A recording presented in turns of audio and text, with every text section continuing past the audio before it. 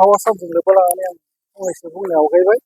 जोङो नौनोगोर English medium school हिसाबै जों बोसोरफ्रोमबो बे हाबाफारिखौ लाबाय थानाय जायो।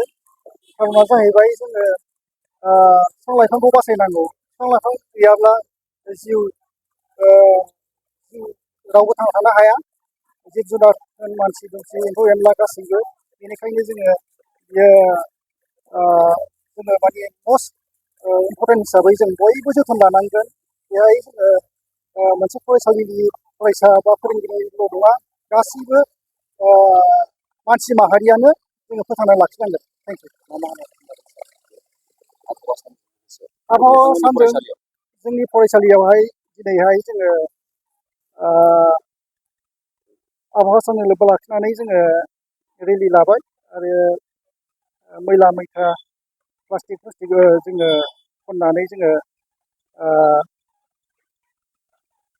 साफा खालामदों आरो बेजों लोगोसे जोङो आखिनाय सावगारि आखिनायखौ जोङो बादायनाय हिसाबै जोङो दिनैहाय बे आयदाखौ जों लादों। Plantation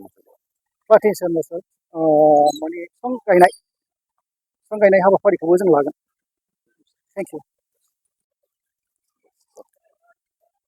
Thank you, diligent media person of Bodoland Radha, for coming and capturing our program of this Environment Day. So we all know that today is 5th June, World Environment Day. Every year we are observing in different way. We, the family of Nounwgwr English School, Jharbari, this year also decided to had such kind of activities on this special day, like World Environment Day. So from such kind of activities, I would like to deliver a message to entire human society to